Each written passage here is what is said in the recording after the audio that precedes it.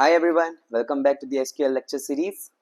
Last lecture में हमने देखा था कि सेल्फ जॉइन क्या होता है और सेल्फ जॉइन से किस तरह के क्वेश्चंस आ सकते हैं और क्यों वो इंपॉर्टेंट है, right, when your data has hierarchical format. इस बार हम एक नया कंसेप्ट पढ़ेंगे विच इज नॉन एज सब क्वेरी। तो सब क्वेरी में हमारा एजेंडा ये रहेगा, पहले हम समझेंगे कि सब क्वेरी क्या होता है, क्यों यूज करते हैं, फिर हम देखेंगे इसके दो टाइप्स। ठीक है, एक होता है नॉन कोरिलेटेड, एक होता है कोरिलेटेड। जो नॉन कोरिलेटेड होता है वो बहुत ज्यादा यूज होता है और कोरिलेटेड बहुत कोई यूज नहीं होता है बेसिकली। बट मैं ऐसा नहीं बोलूंगा because I want to teach it. But मैं ये बोल सकता हूँ कि आप कोई भी question without using sub correlated sub query तो सॉल्व कर ही सकते हैं, जस्ट बाय यूजिंग जॉइंस और बाय यूजिंग विंडो फंक्शंस और बाय यूजिंग सीटीईज और by using non correlated sub queries. ठीक है, तो इतना लोड लेने की जरूरत नहीं अगर आपको कोरिलेटेड थोड़ा सा बाउंसर जाए, बट स्टिल मेरा काम है मैं सब कुछ एक्सप्लेन करूँ, सो आई डू दैट। ठीक है, तो सबसे पहले समझेंगे कि what is a sub query. ठीक है, तो यार अब तक हम लोगों ने देखा था, ठीक है, let me right it, what is a sub query. सो सब query is nothing but a query within a query.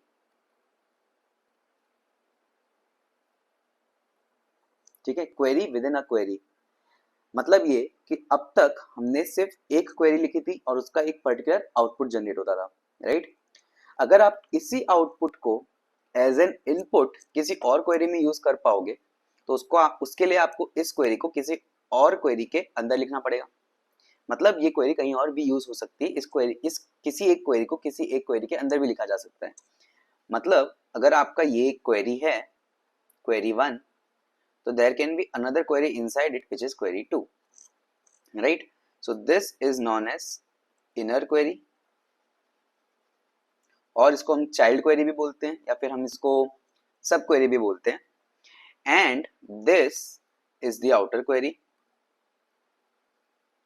या फिर हम इसको पेरेंट क्वेरी भी बोल सकते हैं और मेन क्वेरी भी बोल सकते हैं। ठीक है, so when you use a query within a query then that query is known as a sub query. ठीक है, इसका फर्क क्या होता है कि यहां से आपको एक आउटपुट मिलता है which is then utilized back in the main query।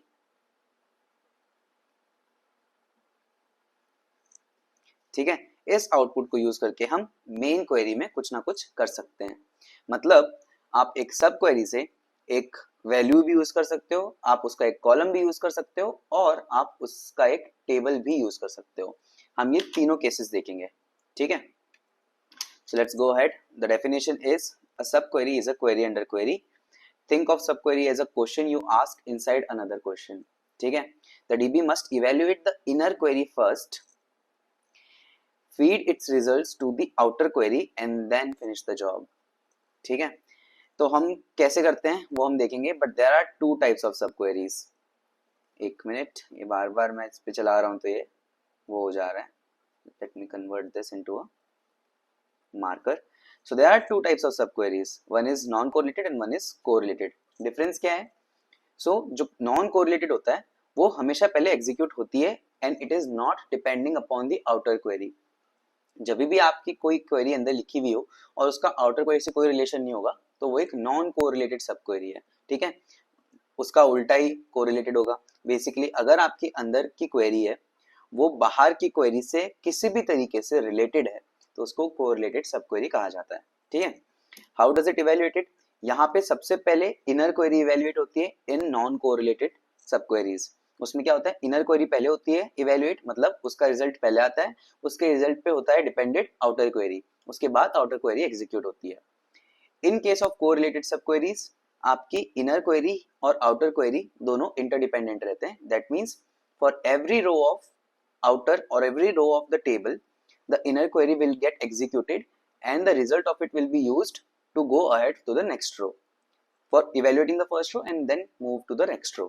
और ये हम सब समझेंगे एग्जांपल्स के थ्रू, अभी आपको लोड लेने की जरूरत नहीं है। ठीक है, सो यूज केसेस क्या है नॉन कोरिलेटेड सब क्वेरीज के?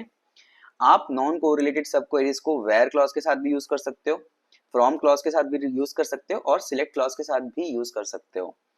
So if we look at the syntax here, syntax says select whatever columns from any table where which we put as a filter that table का कोई भी column in.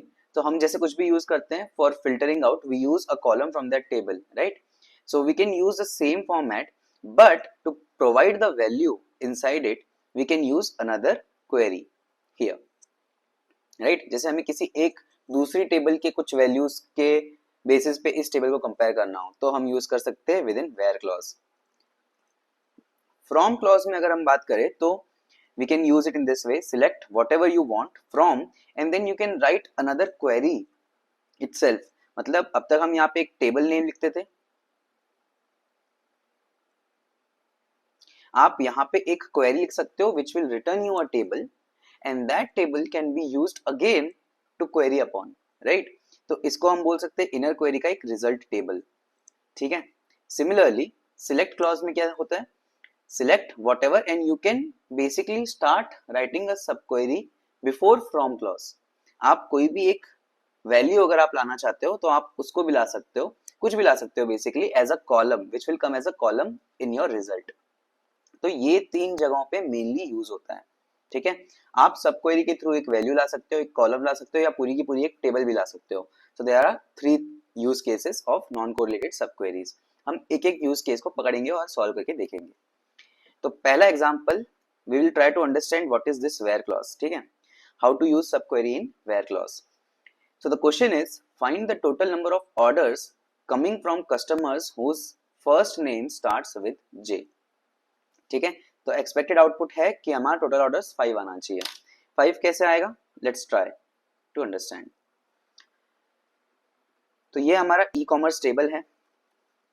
हम यहाँ पे लिखते हैं select star from customers. अगर मैं कस्टमर्स देखूं तो हमारे पास काफी कस्टमर्स है. इसमें से कितने कस्टमर्स है जिनका फर्स्ट नेम का first letter starts with J? अगर वो मुझे निकालना हो तो मैं कैसे निकालूंगा? वेयर फर्स्ट नेम लाइक, इसमें हम दे देते हैं जे परसेंटेज, ठीक है.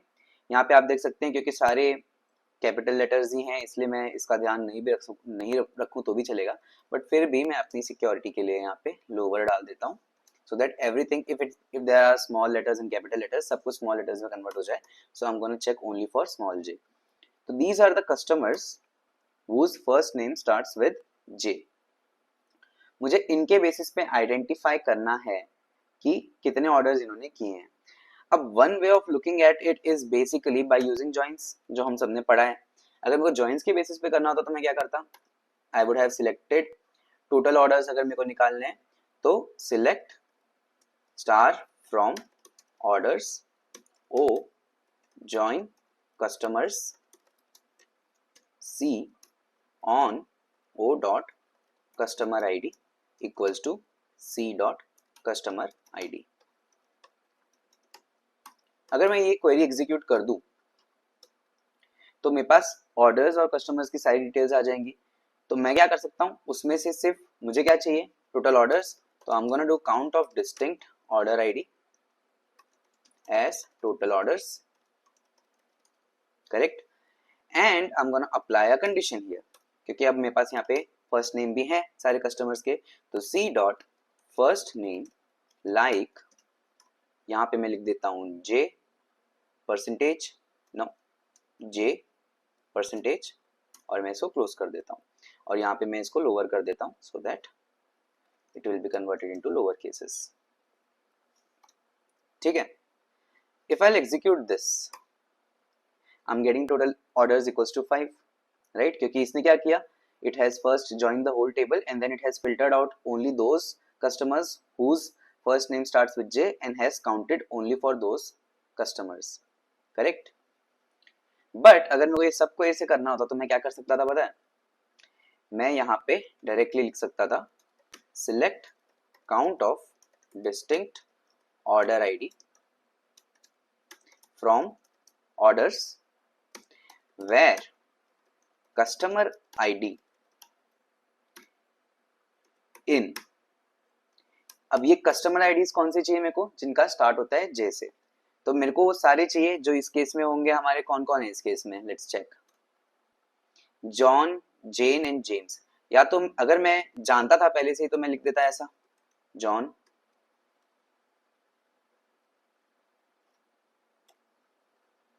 कैपिटल लेटर में,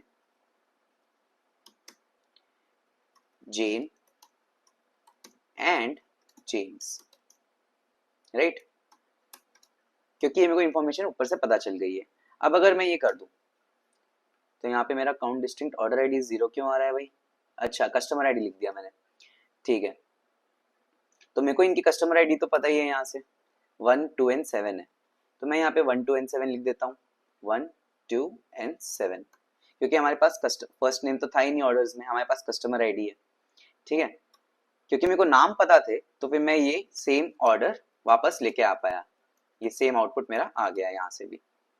बट मेरे को तो नाम एक्चुअल में नहीं पता होते, या फिर नाम वो कस्टमर आईडी पता होती, अगर वो मुझे यहीं पे ढूंढनी है तो मैं इस चीज की जगह डायरेक्टली ये भी यूज कर सकता था, कुछ ऐसा,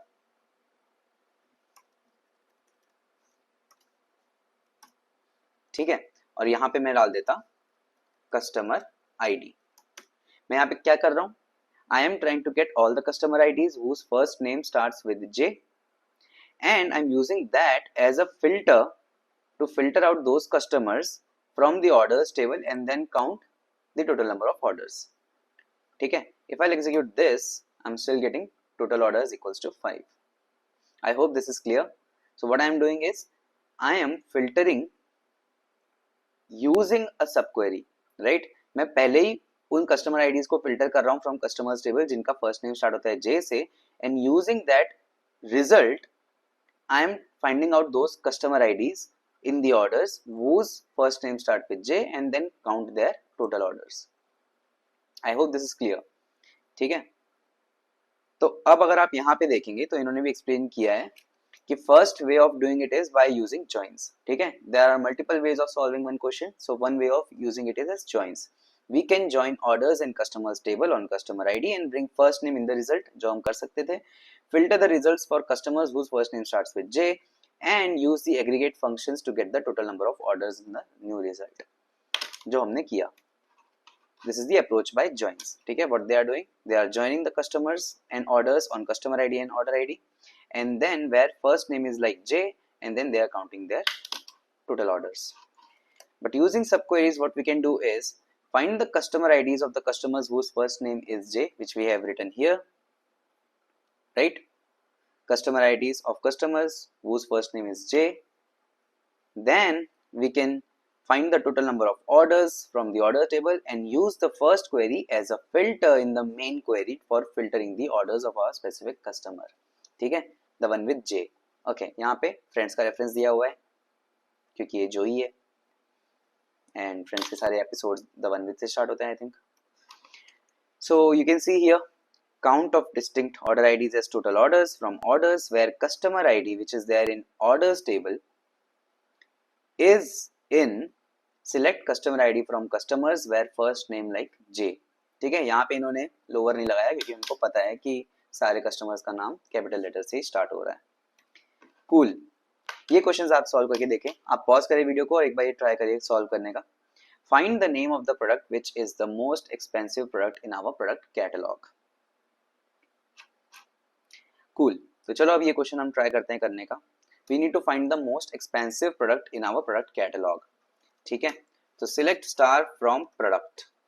अगर मेरे को वैसे पता करना होता तो मैं क्या करता, अपने पास प्राइजेस हैं, अपने पास नेम है, I could have just done one thing, select product name max of price as price from products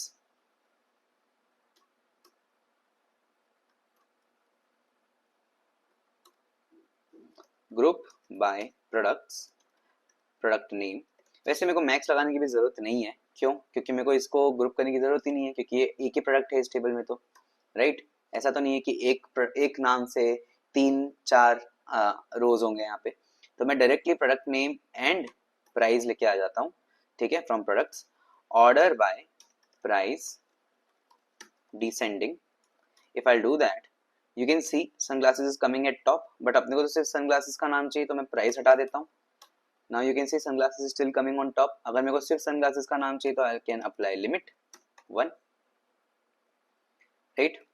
और ये हमारे पास सनग्लासेस का नाम आ गया है.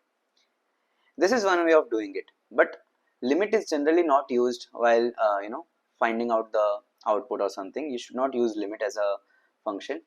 But अगर मेरे को इसको सब query से solve करना था तो मैं क्या करता?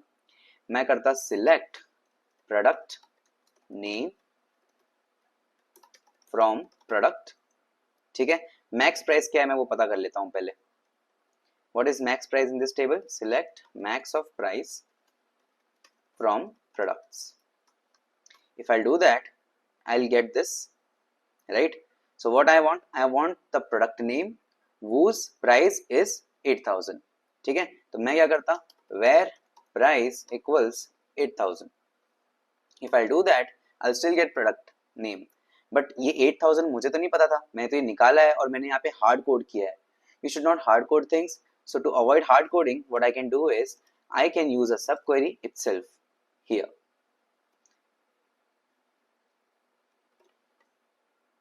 ठीक है. So what we are doing now, we are selecting a product name from products table where price is equal to select max price from products. So if I'll execute this, it will first execute this because this is the inner query. It will get this detail which is 8,000 and then it will use here as a filter that price equals to 8,000 and then will give me the product name.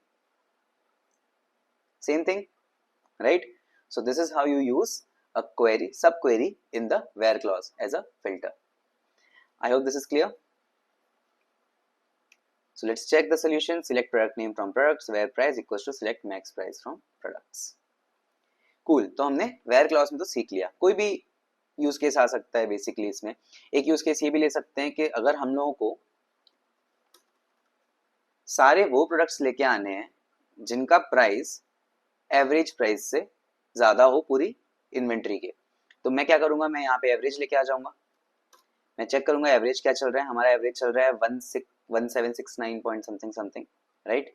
अब मैं यहाँ पे या तो ये 1769 point something something यहाँ पे लिख दूं ऐसे, which is greater then 1769.99 whatever, right. तो यहाँ पे मुझे वो सारे प्रोडक्ट्स मिलेंगे जो products average price of all the products से ज्यादा हो, which are smart TV, watch, home speaker, winter coat and sunglasses. या फिर मैं इसको कन्वर्ट कर सकता हूँ into a subquery where price is greater than the average price of products, like that. Still the same output. So this is the benefit of using subquery. You don't have to hard code things into it. पहले पता करो फिर hard code करो, ऐसा करने की जरूरत नहीं है. और यहाँ पे अगर multiple things होंगे तो फिर आप सब थोड़ी लिखते बैठोगे, तो आप क्या करोगे, सबक्वेरी को यूज करोगे एज अ फिल्टर. चलो यार, ये केस तो हमारा कंप्लीट हो गया. Now comes subqueries in from clause. So to see that, let's check an example. Now the question says find the total number of orders coming from each state along with the total amount. मतलब ये state कहाँ मिलेगा अपने को, ये मिलेगा अपने को कस्टमर्स टेबल में, क्योंकि हर कस्टमर का एक स्टेट है. ठीक है. टोटल ऑर्डर्स हमें मिलेंगे ऑर्डर्स टेबल में और टोटल अमाउंट भी हमें ऑर्डर्स टेबल में मिलेगा. तो मतलब हमें इन दोनों टेबल्स को ज्वाइन करना है. ठीक है. टू गेट स्टेट लेवल पे total orders and total amount. Cool. So the first approach by doing joins is, what we can do is we can join orders and customers table on customer ID to bring the state in the result. Then we can count total orders and sum of total amount and group it by state. करके देखते हैं. We need to find state wise total orders and total amount. So select star from orders O, join customers C on O dot customer ID equals to C dot customer ID. If I'll do that, I'll get everything. Apart from that, what I want is C dot state. I want count of distinct order ID as total orders. and I want sum of total amount as total amount. Cool. And since I'm using one column and two aggregates, I need to group it by the column which I have provided here, which means group by c dot state. If I do that, I'm gonna get state wise total number of orders which has been done in these states and the total amount which we have generated from these states. Cool है, right? पर अगर इसको ही हमें सब query के through करना हो तो what we can do is, let's check. So they have given the solution as well, c dot state total orders as total amount from orders O join customer C on. ठीक है, ये हमने देख लिया. Approach by subqueries is basically we can still join the orders and customers on customer ID to bring state in the result. Use this output as a result table. So now comes the part where we can use a subquery as a whole result itself. कैसे करेंगे? Let's check that. तो हमारे पास अगर मैं ये सब यहाँ ना करूँ, ठीक है, I'll just do select star from here. I'm getting this. What is this? अच्छा, group by state हो गया. ठीक है, ये हमारे पास एक टेबल है जिसमें ऑर्डर्स और कस्टमर्स दोनों का पूरा डेटा है. ठीक है, अब ये टेबल हमारे डेटाबेस में एग्जिस्ट करती है? नहीं, ये टेबल का आउटपुट है.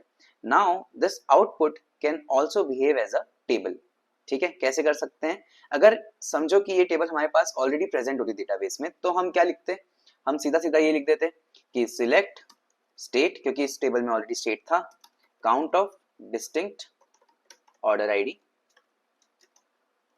As total orders and sum of total amount as total amount from. अगर ये टेबल हमारे पास होती, इस टेबल को हम कुछ नाम दे देते हैं. ठीक है, इस टेबल को हम नाम दे देते हैं रिजल्ट टेबल. अगर रिजल्ट टेबल हमारे पास होती तो हम सीधा ये अप्लाई कर देते और हम बोल देते group by state. Correct. But हमने क्या किया? हम ये टेबल यहीं बना चुके हैं. Basically, you can use a subquery to create your own tables where you want to join, bring some columns into it. कहीं दूसरी टेबल से, कहीं और टेबल से, तो आप relevant columns from different tables you can bring them in a query and use that query as your result table to query upon that table, right? तो अगर ये टेबल मेरे पास as a result table नाम से है, तो मैं उस टेबल को यूज कर सकता हूँ ये क्वेरी लिखते हुए. तो if I'll execute this, I'm getting an error. Duplicate column customer ID. Yes. तो अब क्योंकि हमने select star from किया था, तो हमारे पास अब customer IDs दो टाइप की हो रही है इस केस में, राइट? तो हम क्या करेंगे? हम O के सारे कॉलम ले आते हैं और हम साथ में C का स्टेट ले आते हैं, C डॉट स्टेट, क्योंकि हमें और किसी चीज से तो मतलब नहीं है customers. Why was it giving me an error before? क्योंकि O में भी एक कस्टमर आईडी है और C में भी एक कस्टमर आईडी है. ठीक है, तो वो समझ नहीं पा रहा था कि कौन से customer ID actual customer ID, क्योंकि दोनों का नाम भी सेम है. तो हमने क्या किया? O से सारी चीजें ले ली और C से सिर्फ स्टेट ले लिया. तो अब इस टेबल में इस रिजल्ट टेबल के अंदर O के सारी डिटेल्स हैं एंड C का सिर्फ स्टेट है. ठीक है, and now I am using this result, so I am getting the same thing. I am getting state wise total number of orders and total amount. क्या हो रहा है? I am creating a table using a query which also has state along with all the details of the order by joining customers in orders, and then I'm using this table by naming it as result table and querying upon that table itself. मान के कि ये table हमारे database में exist करती है, I will do the query as we were doing it for any other problem considering it as a table. ठीक है, so this is how you can use a subquery inside the from clause which behaves like a table itself. ठीक है, तो from के बाद हमेशा एक table आनी जरूरी है. हमने वो टेबल यहीं जनरेट कर ली using subquery. I hope this is clear. तो ये हमारा अप्रोच हो जाएगा. Select state, count of distinct orders as total orders and sum of total amount as amount from the table itself which we are generating through subquery, like O dot star state from orders customer C on customer ID. इससे हमने एक table generate कर ली, उस table का हमने नाम लिख दिया result table, group by state. So this is basically the application of using subquery in the form clause. You can use this query to generate a table on which you can query again. ठीक है, तो आप loop में query कर सकते हैं. मैं इस तरीके से ये भी कर सकता हूं कि मैं इसको वापस एक टेबल बना दूं. ठीक है, अब now this result is again becoming my table. इसको भी मैं कुछ नाम देता हूं, न्यू रिजल्ट टेबल बोल देते हैं इसको. ठीक है, नाम तो हम कुछ भी लिख सकते हैं इनका, पर इसको एक नाम देना जरूरी है बेसिकली. तो ये मेरी नई रिजल्ट टेबल है, मैं इसके ऊपर भी क्वेरी कर सकता हूँ. Suppose I want to basically find out only the row which has I want to filter this result out for the states whose total amount is more than let's suppose 10,000 is more than 10,000. So what I'm going to do is select star from this new result table where total amount which is there is greater than 3,000. 10,000 कर देते हैं. चलो, if I'll do that, can you see my result is again filtered on this. The new result table now is behaving as a table on which I am saying select star from this new table where total amount is greater than 10,000. So there are only 4 states where the sum of total amount is greater than 10,000. तो आप ये कितनी बार भी कर सकते हैं. This can be done any number of times. मैं इसको वापस अपना टेबल बना लूँ और इसको बोलूँ कि अगेन अनदर टेबल. ठीक है, अब ये मेरी रिजल्टेंट टेबल की तरह एक्ट करेगी. मैं यहाँ पे भी कर सकता हूँ. जैसे suppose I want to see only दो states again apart from those states who have already ordered more than total sum amount is more than 10,000. I want only those states who have ordered more than 2 orders. ठीक है, तो select star from this table where total orders is greater than 2. If I'll do that, you can see we are left with only 2 states, California and Texas, right? So which has 5 orders and 3 orders and both of them are greater than 10,000. So we arrived on that result by querying a table, then again querying from the result of that table, then again querying from the result of that table, like that. तो आप सब query से basically कुछ भी achieve कर सकते हैं, बार बार query कर सकते हैं, कुछ भी कर सकते हैं, but this way of doing things is a little unoptimized. तो सब query in general is little unoptimised. तो आपको जो करना है आप सीधा सीधा जॉइंट्स में करो तो बेटर है. But this is also way of solving it. कुछ लोगों को ये चमकता है, कुछ लोगों को जॉइंट्स चमकता है. बट आई वुड से कि अगर आप जॉइन से कर सकते हो तो बेटर है. सब क्वेरीज थोड़ी ज़्यादा टाइम टेकिंग होती है अभी, क्योंकि ये बड़ा डेटा नहीं है इसलिए अपने को पता नहीं चल रहा है. बट अगर डेटा बढ़ जाता है बहुत ज़्यादा तो लोग नॉर्मली जॉइंट्स के थ्रू ऑप्टिमाइज करने की कोशिश करते हैं और ना कि इसके थ्रू. ये सेम चीज हम जॉइंट्स के थ्रू भी कर ही सकते हैं, यही सेम रिजल्ट लेके आ सकते हैं हम. करेक्ट, आई होप आप लोगों को पता. ट्राई करना आप बेसिकली जॉइंट्स के थ्रू सेम रिजल्ट आप ला सकते हैं. ठीक है, now the next question is compare if a product is priced higher than the average price of all products combined. Wow, ये तो हमने ऑलरेडी सॉल्व कर दिया, राइट? बट हमें यहाँ पे ऐसा नहीं करना है. हमें यहाँ पे सारे प्रोडक्ट्स को कंपेयर करना है एवरेज प्राइस के साथ. तो हम क्या करेंगे, सेम चीज हम पहले प्रोडक्ट्स देख लेते हैं. Select star from products. We want to compare whether a particular products price is higher than the average price of all the products in our inventory. तो इसके लिए पहले हम पता कर लेते हैं कि हमारा एवरेज प्राइस क्या चल रहा है. तो average price is basically this. I am gonna copy this number here. ठीक है, तो ये हमारा एवरेज प्राइस चल रहा है. Now we need to say whether particular product is high और lower than the average price. If it's higher than the average price then we need to mark it as high, right? We can see here price status. We need to derive a price status which will take a value low or high whether if the product is higher than the average or lower than the average. तो मैं क्या करूंगा, अब मेरे पास ये आ गया है, मैं इसको एक काम करता हूँ 1770 लिख देता हूँ फॉर सिंप्लिसिटी, क्योंकि इतना डेसिमल में कौन लिखेगा. अगर मैं ये अचीव करना है तो मैं कर सकता हूँ select product name case when price is greater then 1770, then I'll say high, else low, and as price status from products. ठीक है, ये तो हो गया वर्क अराउंड. मैंने क्या किया, मैंने एवरेज फाइंड कर लिया, एवरेज प्राइस फाइंड कर ली और सीधा हार्ड कोड कर दिया यहाँ पे उस एवरेज प्राइस को। पर ये हार्ड कोड करने की हमें जरूरत है नहीं, why, because we know how to use sub queries. तो मैं यहाँ पे डायरेक्टली लिख सकता हूँ select average of price from products. तो क्या हो रहा है, whenever I am using case statement, I am first querying this part, select average price, and then I'm using that to compare whether a particular product's price is high or low. ठीक है, तो ये अगर मैं चला दूं तो it will still run. See, easy, right? What we have done, we have used it in the case statement itself, and it is used before from. मतलब we are using subquery after select function. That's why we say this as subquery in select function. अगर हम subquery after from use करते हैं तो we are using subquery as a table. अगर हम after select use करते हैं तो we are using it in select. आपको पता है मैं हर प्रोडक्ट के सामने प्राइस और एवरेज प्राइस दोनों लेके आ सकता हूँ, average price of the products in all the inventory. कैसे लेके आऊंगा, अगर मेरे को चेक करना होता तो मैं यहाँ पे अगर सीधा सीधा ये लिख देता, ठीक है, select average price from products, वापस यूज कर रहा हूं मैं सेम चीज।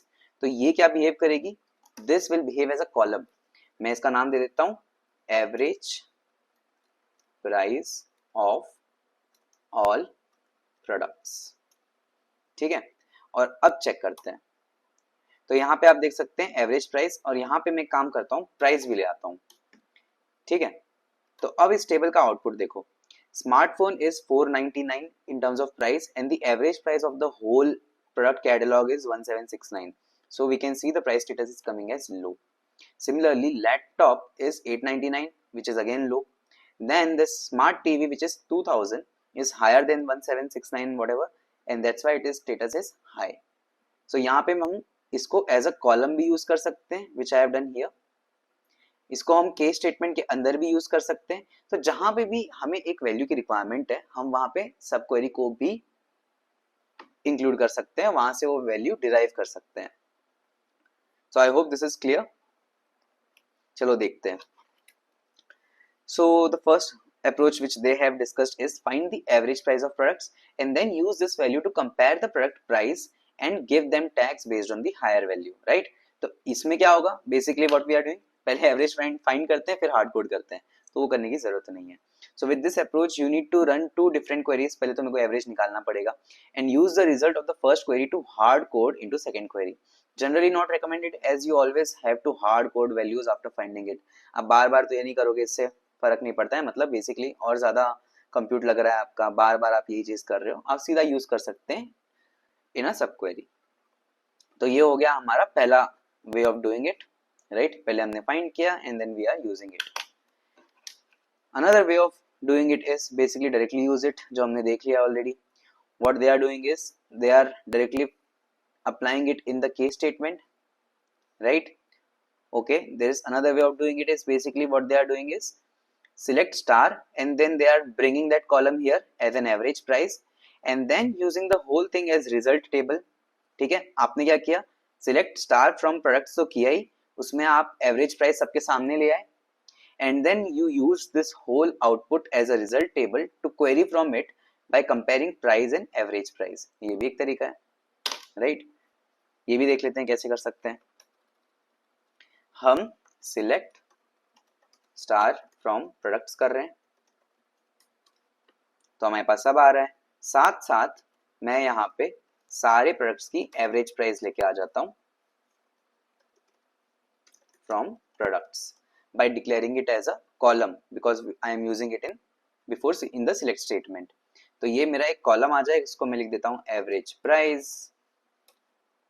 तो आप देख सकते हैं सारे प्रोडक्ट्स के कॉलम्स के साथ मेरे पास एक एवरेज प्राइस भी आ गया है जो सबके लिए रिपीट हो रहा है क्योंकि वो तो एक ही वैल्यू है, राइट?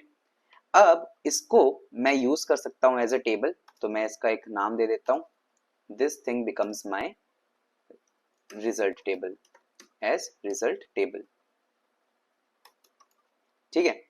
और इसका मैं केस अब यहां से लिख सकता हूं प्रोडक्ट नेम क्योंकि वो इस टेबल में है, ये रहा, and I can use case when price is greater than the average price, जो हमने इस टेबल में डिफाइन कर दिया था, then high else low and as price status from. Now this table is already there, तो मैं इसको एग्जीक्यूट करूंगा तो मेरे को वापस सेम रिजल्ट मिल जाएगा. So basically now what I am doing is I am first finding a table which is derived from product table by also incorporating average price as a column in that table, and then using that output as a result table to fulfill our use case, which is comparing the price with the average price and giving them a tag, right, जो कि हमने यहाँ पे दे दिया है. तो I hope this is again very clear. Cool. So let's solve some questions together now. In order to help manage inventory, retrieve the product names and quantities of product that have a stock level below the average stock we maintain. Easy, आप लोग कर सकते हैं, अभी हमने समझ लिया था सब कुछ. We need to find the names of the products and the quantity of the product that we have at a stock level below the average stock we maintain. ठीक है, क्वांटिटी क्या है, स्टॉक है हमारे केस में.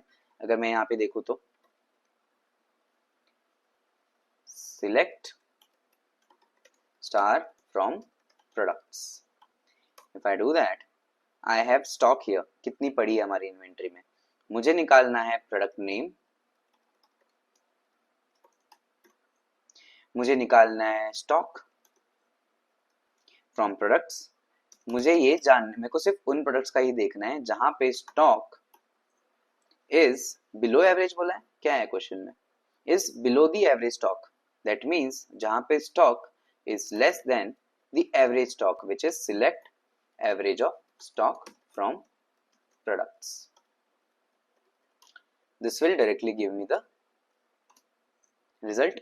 यहां से मेरे को एवरेज स्टॉक मिल जाएगा and I am comparing that stock is great less than the average stock of the products. ठीक है, तो हमारे पास कुछ 12 रोज आ गई हैं. टोटल 15 प्रोडक्ट्स है ना हमारे पास. Select star from products is this, कुछ 15 रोज है, तो हमारे पास सिर्फ इसमें 12 रोज ही आई हैं. आई hope this is clear. Select product name stocks from products where stock is less than select average stock from products. Cool. Next question is help the marketing team showcase their popular product which generated the highest potential sales revenue. Potential sales revenue क्या हो सकता है, price and stock. Yes, तो जितना हमारे पास stock पड़ा है अगर वो सारे बिक गए तो हम उसको किसी प्राइस पे बेच रहे हैं, तो ये हमारा क्या होता है, रेवेन्यू होता है. तो अभी क्योंकि ये पड़ा है तो ये हमारा रेवेन्यू नहीं है, ये हमारा पोटेंशियल रेवेन्यू हो गया, राइट. तो हमें क्या करना है, we need to find out the popular product which generated the highest potential sales revenue. Highest potential sales revenue मतलब I need select of max of price into stock from products. If I query this, we are getting बहुत ज़्यादा.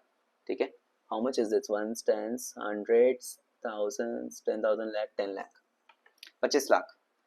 Let's see which product is generating this much of revenue. So select product name from products where stock into price is equal to, हम ये वाली query यहाँ पे लिख देंगे. That's it. And let's check this out. Okay, watches. So actually at this point we have watches whose potential revenue is the highest in our inventory. अगर वो पूरा बिक गया तो इससे हम ऐसे आंसर कर सकते हैं. So I hope this is clear.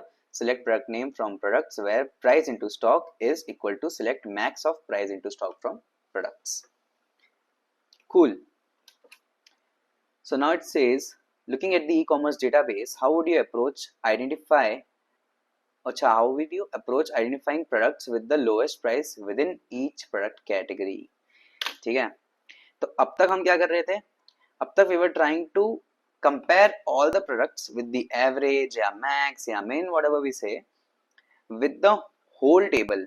उस एवरेज को हम पूरे टेबल के साथ कंपेयर कर रहे थे, पर अभी जैसे हम प्रोडक्ट्स की बात कर रहे हैं तो प्रोडक्ट्स में तो डिपार्टमेंट्स भी हो सकते हैं, जैसे कैटेगरी, ये सारे इलेक्ट्रॉनिक्स कैटेगरी के हैं, ये सारे क्लोथिंग कैटेगरी के हैं, सारे फुटवेयर कैटेगरी के हैं। अब अगर हमारे पास एक क्वेश्चन आ जाए कि we need the products who have price higher than the category average of that product, मतलब स्मार्टफोन और ये सारे जो भी प्रोडक्ट्स हैं, वी हैव कुछ अराउंड 5 प्रोडक्ट्स इन इलेक्ट्रॉनिक्स। अब इन इलेक्ट्रॉनिक्स का जो एवरेज बनता है, let's suppose select category comma average price from products group by category. If I'll do that, I'll get category average.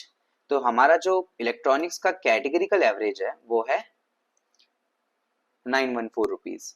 तो अगर मेरे को वही इलेक्ट्रॉनिक्स के प्रोडक्ट्स चाहिए जो इससे ज्यादा हो तो मैं कैसे निकालूंगा? और मेरे को सिर्फ इलेक्ट्रॉनिक्स के लिए नहीं, मेरे को सबके लिए चाहिए, तो मुझे हर बार हर कैटेगरी लेवल पे हर प्रोडक्ट को कंपेयर करना पड़ेगा।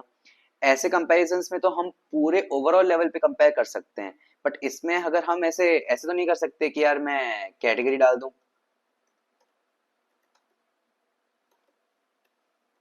और मैक्स निकाल के, और यहाँ पे कंपेयर कैसे करेगा कैटेगरी को, वो भी इसके साथ, तो ये कुछ सेंस नहीं बनाता है कि हम इसमें कैटेगरी डाल के कंपेयर कर पाए। तो कैसे करेंगे हम ये कंपेयर? उसके लिए we need to use sub query. We can calculate the lowest price of each category, but how to compare the lowest price with the products of the same category, right? So for that we use correlated subquery. ठीक है? A subquery that refers to a column from the outer query. मतलब इस type की query में you need to refer the outer query as well. तो अब तक क्या हो रहा था? अब तक we were doing in this way कि एक outer query थी जो एक इनर क्वेरी यूज कर रही थी। इनर क्वेरी से हमारा कुछ तो आउटपुट आ रहा था, वो output was given back to the outer query, right? क्योंकि आउटपुट जो था वो कांस्टेंट था। अब हमारा आउटपुट हर बार वेरी करना जरूरी है क्योंकि हर कैटेगरी के हिसाब से यह आउटपुट चेंज होना जरूरी है। हर कैटेगरी का अपना एवरेज होता है, लाइक दैट। तो ये कैसे हम वेरी करेंगे? Will understand that. इसमें होता ये है कि basically you are going to refer the column from the outer query in the inside query. तो जब आप ऐसे करते हैं तो आपका आउटर और इनर क्वेरी दोनों इंटरडिपेंडेंट हो जाता है। तो इसके लिए इसको हम बोलते हैं कोरिलेटेड सब क्वेरी, और इसका यूज केस यहीं पे आता है जब आपको ऐसे फाइंड करना हो। बट इसको आप बाद में और भी हम तरीके सीखेंगे जिसके बेसिस पे हमें इसकी जरूरत ही नहीं पड़ेगी। दिस इज काइंड ऑफ वेग, बट हम फिर भी समझ लेते हैं कि चलता कैसे। ठीक है? What happens in this case is correlated sub query में we first get a row from the outer query, then execute the inner query for that row. ये हर रो लेवल पे एग्जीक्यूट होती है, and use the value of the inner query to qualify the row of the outer query again. ठीक है? तो इसका example हमारे पास यहाँ पे है। हम ये क्वेश्चन सॉल्व करने की कोशिश करते हैं। Find the employees whose salary is above the average salary of their own department। ठीक है? अगर मैं नॉर्मली करता, अगर हमें ये निकालना होता कि find the employees of the company whose salary is greater than the average of all the employees, right? तो मैं directly non correlated sub query से काम कर लेता। मैं क्या करता, इन सबका एवरेज निकाल लेता और उसको यूज कर लेता बाय सेइंग वेयर सैलरी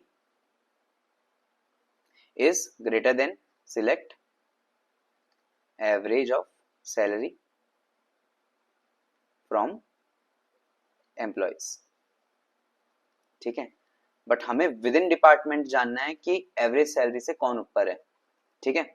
तो कैसे करेंगे इसको? हम एक्सेल पे देखते हैं, पहले समझते हैं कि क्या करना है। इसको करने का एक तरीका तो ये है कि मेरे पास सेम टेबल हो। ठीक है? इसका नाम मैं ई दे देता हूं और इसका नाम मैं एफ दे देता हूं। ठीक है? सबसे पहले हम इस क्वेरी की बात करते हैं। इस टेबल में अगर मैं इस रो को देखूं, फर्स्ट रो को, तो मुझे क्या करना है, मैं बेसिकली देखूंगा कि यार फर्स्ट रो का डिपार्टमेंट क्या है, 10 डिपार्टमेंट है तो इसका एवरेज क्या होगा. Let me do one thing, I will just take department ID here which is 10, 20 and 30, right. और यहाँ पे अगर मैं एवरेज सैलरी देख लूँ डिपार्टमेंटल, ठीक है, तो डिपार्टमेंट की एवरेज सैलरी क्या है, इसको मैं एवरेज सैलरी ऑफ डिपार्टमेंट बोल देता हूँ, ऑफ डिपार्टमेंट. तो 10 की एवरेज सैलरी क्या है, average of these two which is 55,000. Similarly इसका ये दोनों है एंड इसका average is nothing but the same value, क्योंकि इसका कोई और वैल्यू ही नहीं है. तो यहाँ पे 55,000, यहाँ पे 55,000, यहाँ पे 75,000 is the average. Now, if I want to find out those employees who have a salary higher than the their own department's average salary, तो मैं क्या करूंगा, मुझे इनको कंपेयर करना है इनसे, ना कि इन सबके एवरेज से जो कि इतना है. ठीक है, मेरे को इससे कंपेयर नहीं करना है, मेरे को इनके एवरेज से, इनके एवरेज से और इसको सिर्फ इससे कंपेयर करना है. ठीक है, क्या करूंगा, पहले हमारा ये रो चलेगा, हम पहले इस रो पे it will check okay there is this salary, क्या ये सैलरी इससे बड़ी है, हाँ बड़ी है, तो हमारा पहला रो पास हो जाएगा. Then it will move on to second row. Second row में क्या इसकी सैलरी इससे बड़ी है, नहीं है, तो ये नहीं आएगा. सिमिलरली चार्ली की बात करते हैं, चार्ली की सैलरी है 70,000, क्या वो उसके डिपार्टमेंटल एवरेज से बड़ी है, हाँ बड़ी है, तो it will come, right. It will not come, this will come and this will also come. David की बात करें, ये कितना कमा रहा है, 40,000, क्या वो 55,000 से ज्यादा है, नहीं, so this will not come. And Eva is earning 75,000 but the average of the department of Eva is again 75,000, so क्या ये आएगी, नहीं आएगी, right. So our expected output in this case is nothing but all these employees.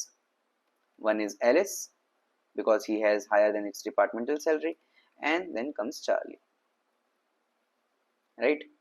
ये क्या है, ये क्यों आ गए हैं भाई, इनको निकाल देते हैं. ये हमारा एक्सपेक्टेड आउटपुट है.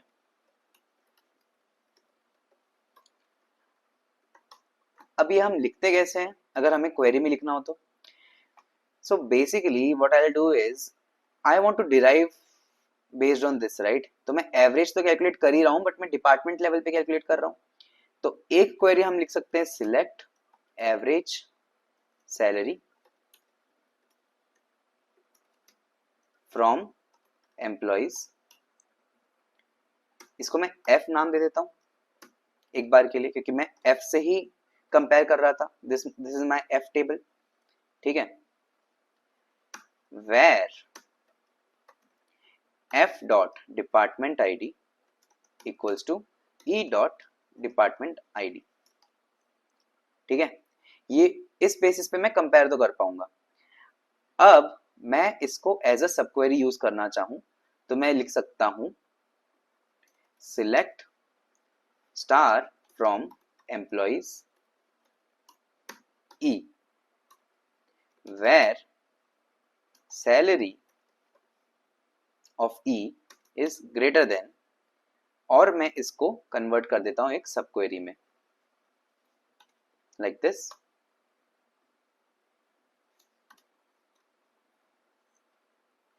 सिंपल.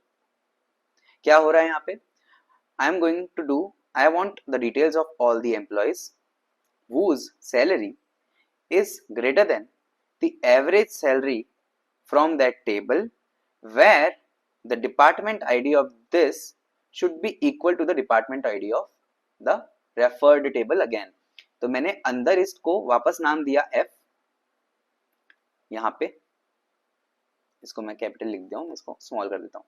तो मैंने एक टेबल एक्स्ट्रा क्रिएट की एम्प्लॉयज की, जिसको मैं एक बार F बोल रहा हूँ, and I am comparing the department of that table with the department of the outer query. तो ये कैसे चल रहा है, basically first this will run, ये बोलेगा select average salary from employees F where F department is equals to E department. तो सबसे पहले ये देखेगा कि पहला रो कौन सा है, इसमें हमारा डिपार्टमेंट कौन सा चल रहा है, 10 चल रहा है, तो it will take value of 10. F department ID will take value of 10 and calculate the average salary of employees where the department is 10. तो 10 के बेसिस पे ये निकाल लेगा इन दोनों का एवरेज और फिर उस एवरेज को कंपेयर करेगा with salary in the employees table which is referred as E. तो ऐसे कर करके ये हर एक रो पे रिपीट होगा और हर बार जब ये एक रो में एक डिपार्टमेंट आईडी देखेगा वो उसका एवरेज कैलकुलेट करेगा. ये सेकंड रो पे जाएगा, डिपार्टमेंट आईडी 10 निकलेगा तो वापस इन दोनों का ये एवरेज कैलकुलेट करेगा. थर्ड रो पे जाएगा, डिपार्टमेंट 20 निकलेगा तो ये चेक करेगा 20 कितने डिपार्टमेंट से, 2, इन दोनों का एवरेज कैलकुलेट कर लेगा. फोर्थ रो में जाएगा, वापस डिपार्टमेंट आईडी 20 आया, इन दोनों का एवरेज कैलकुलेट कर लेगा. फिफ्थ रो में जाएगा, डिपार्टमेंट आईडी 30 आया, 30 के लिए इसका एवरेज कैलकुलेट कर लेगा. तो ये ऐसे it will keep on going through the rose of the outer table and execute the sub query based on which row it is on the outer table and then give the result. तो this is how you use subquery. यहाँ पे इसका demonstration भी दे रखा है हर रो के लिए कि एलिस के ऊपर था तो डिपार्टमेंट आईडी 10 थी, सैलरी उसकी 60,000 है. तो सब क्वेरी जो एग्जीक्यूट हुई है वो हुई है select average from employees where department ID equals to 10. Similarly उसके बाद वो बॉब पे चला गया. बॉब में क्या है, उसका डिपार्टमेंट आईडी 10 है तो ये क्या करेगा, select average salary from employees where department ID is 10 and वो अपना निकल के आएगा कुछ 55,000 और वो 50,000 से ऊपर है. हाँ, तो फिर इसलिए ये रो नहीं आएगी. सिमिलरली चार्ली के लिए डिपार्टमेंट आईडी 20 के लिए यहाँ पे 20 कर देगा, राइट. वापस कैलकुलेट करेगा एवरेज इन दोनों का और फिर चेक करेगा चार्ली पास हुआ कि नहीं, डेविड पास हुआ कि नहीं, और ईवा के लिए यहाँ पे आ जाएगा 30, इसका एवरेज कैलकुलेट करेगा विच इज अगेन 75,000 और ईवा पास नहीं होगी. तो हमारे पास एलिस और चार्ली ये दोनों एज एन आउटपुट आ जाएंगे. So I hope this is clear. इसके ऊपर इसकी क्वेरी आप देख सकते हैं, select employee and salary and department from employees as E1 where salary is greater than the average salary of the employees where the referred tables department ID should be equal to the outer queries department ID, so that for every row this thing gets changed and gets compared with the salary of the employee in E1. ठीक है, I hope this is clear. E1 is referred again in the inner query and this is how you identify whether a given query is a correlated subquery or not. तो वैसे अगर ये आपको समझ में आ गया हो तो बहुत अच्छी बात है, अगर नहीं भी आया हो तो आप ये चीज एनीवे सॉल्व कर सकते हैं by using average, bye using window functions. आप विंडो फंक्शंस के बेसिस पे average salary, departmental average salary आप लेके आ सकते हैं और उसके बेसिस पे कंपेयर कर सकते हैं. बट यहाँ पे हमें कोरिलेटेड सब क्वेरीज कवर करना था, इसलिए I hope I have done a good job in explaining how this is working. But anyways if you don't feel like you understood anything about it, don't worry about it anyways, because you can again learn all the things and you can solve this question using window functions when we'll cover that. And that's very easy to solve this question using window functions. Now coming back to our problem statement, there was a problem in which we have seen, right, कि we need to find out the products names whose prices or the least expensive products in our product category. ठीक है, each time. So basically the question was we need to find out the products whose price is lower than the categorical average of the price, right? So हम कैसे करेंगे? Let's try to solve that question. I want to find out, let me write that, find out the products whose price is lower than the categorical average of the price of that product. ठीक है, हर product की कुछ category और उसकी कुछ average price निकलेगी. अगर मैं वो करना है तो मैं क्या करूंगा, select product name from products. ठीक है, इसको मैं एक बार नाम देता हूं P, where price is lower than select average price from products Q, where Q की जो कैटेगरी है, ठीक है, where Q dot category is equals to P dot category, as simple as that. So मैं क्या कर रहा हूँ, एवरेज फाइंड कर रहा हूँ प्राइस का for the products where the category is again compared from the outer query. So हर कैटेगरी के लिए उसका एवरेज प्राइस कैलकुलेट होगा और चेक किया जाएगा कि वो प्राइस से लोअर है या हायर है. लोअर है, हम वही प्रोडक्ट निकालना चाहते हैं which are price lower than the categorical average of the product. If I do that you can see हमारे पास सिर्फ 8 रोज आई है. तो स्मार्टफोन अपने कैटेगरिकल एवरेज से कम है, टैब लैपटॉप अपने कैटेगरिकल एवरेज से कम है, टैबलेट अपने कैटेगरी एवरेज से कम है. So all these products are basically priced lower than the categorical average of their own category. Cool, this is done. तो यहाँ पे आप देख सकते हैं इन्होंने भी यही किया है. Product name, price, category from products where price is equal to. अच्छा, इन्होंने निकाला है कि लीस्ट एक्सपेंसिव प्रोडक्ट निकाला है डायरेक्टली, तो इन्होंने प्राइस को डायरेक्टली मिन प्राइस से कंपेयर कर दिया है, उस कैटेगरी के मिन प्राइस से. ठीक है, तो हम यहाँ पे क्या करने की कोशिश कर रहे हैं, we are trying to find out the products which are least expensive in their own category. मतलब कैटेगरी लेवल पे सबके लीस्ट एक्सपेंसिव प्रोडक्ट्स निकाल रहे हैं, राइट. यहाँ पे हम क्या कर रहे थे, यहाँ पे हम निकाल रहे थे the products whose price is lesser than the categorical average of the price. अगर हमें निकालना हो कि हर कैटेगरी का सबसे लीस्ट एक्सपेंसिव प्रोडक्ट निकालना है, तो मैं क्या करूंगा, मैं सेम चीज लिखूंगा, select product name from products P where price जो उस प्रोडक्ट की है वो होनी चाहिए minimum price of that category from products where, इसमें मैं इसको Q दे देता हूं नाम, Q dot category equals to P dot category. तो मुझे क्या मिलेगा, हर प्रोडक्ट से वो वाला, हर कैटेगरी से वाला प्रोडक्ट मिलेगा जो जिसका प्राइस सबसे लीस्ट होगा. If I do that you can see I am getting, मैं एक काम करता हूँ यहाँ पे कैटेगरी भी ले आता हूँ. तो you can C in electronics tablets, अगर ये भी है तो फिर प्राइस भी देख लेते हैं, क्योंकि एक ही जगह से एक ही कैटेगरी से हमारे दो प्रोडक्ट्स भी आ सकते हैं, because they both are listed at 200 rupees which is the minimum price anyway, so both of them wins, right. Similarly in clothing we have dress shirt, in footwear we have only sneakers and running shoes as well, both of them are placed at 1500 which is might be the lowest price in the whole category, and in accessories we have backpack which is of 1000 rupees. ठीक है, this is how you find the minimum, this is how you answer the question, find the products whose price is minimum in their category, and this is how you solve the question, find the products whose price is lower than the average price of all the category of its own category, basically not all the category. all the category के लिए तो मैं non correlated सब query से करूंगा, right. चलो cool है यार, I hope this is clear. आगे बढ़ते हैं. So now let us try to find out a question. Find, okay, एक और क्वेश्चन आ गया हमारे पास. Find customers who have placed more than one order and determine their total order count. हमें निकालने हैं वो कस्टमर्स जिन्होंने more than one order place किए हैं एंड हमें उनका काउंट भी निकालना है. ठीक है, इसको करने के दो तरीके हैं. एक तो मैं डायरेक्टली जॉइंस यूज कर सकता हूँ.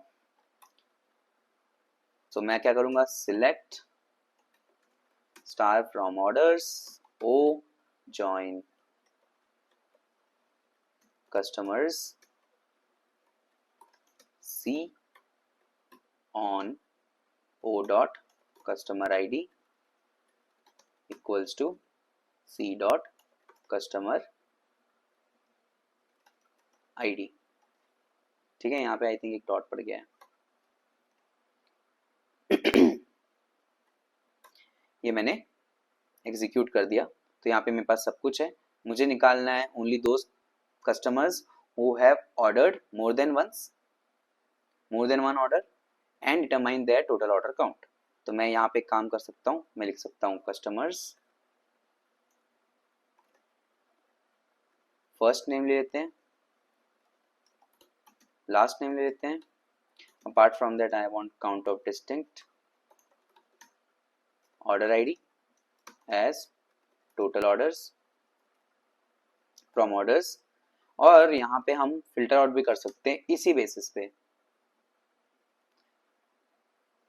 By doing group by first name last name having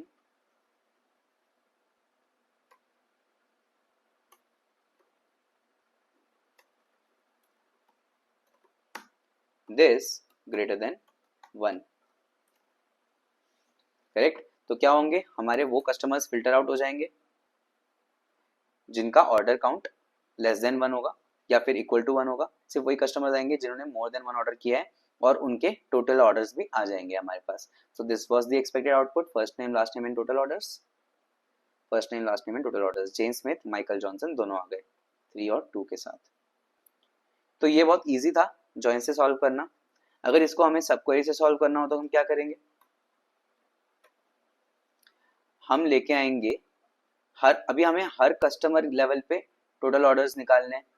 अगर मेरे को ये करना हो सब क्वेरी से तो मेरे को कस्टमर लेवल पे टोटल ऑर्डर नहीं है, ना कि ओवरऑल लेवल पे टोटल ऑर्डर्स चाहिए। तो वही सेम चीज what I will do is select first name last name, and हमें टोटल ऑर्डर्स काउंट करने हैं बट हमें कस्टमर लेवल पे काउंट करने हैं। तो मैं क्या करूंगा, select count distinct order ID, मेरे को टोटल ऑर्डर्स लेके आने हैं with using correlated sub query. तो मैं टोटल ऑर्डर्स तो निकालूंगा सेम तरीके से, मैं उसको एज अ कॉलम ही लेके आना चाहता हूँ, इसलिए मैंने कॉलम के साथ ही डिक्लेयर किया है from orders O where O dot customer ID is equals to C dot customer ID. ठीक है। अब ये सी क्या है जो मैं यहाँ पे यूज करने वाला हूँ, ये एक कॉलम है जो कि आउटर क्वेरी पे डिपेंड करता है जिसका नाम है आउटर टेबल पे डिपेंड करता है जिसका नाम है कस्टमर्स सी। ठीक है। What I am doing is I am fetching first name and last name from customers, and I'm fetching another column which is a correlated subquery which will use customers table and find out total orders for each customer by checking if the customer IDs are matching or not. ठीक है। सो ये total orders from orders, इसको मैंने नाम दिया है ओ। ठीक है। अगर मैं इसको एग्जीक्यूट कर दूं तो आप देख सकते हैं अब मेरे पास फर्स्ट नेम लास्ट नेम और ये पूरा सब क्वेरी एज एन आउटपुट आ गया है। इसको मैं टोटल ऑर्डर्स बोल देता हूं।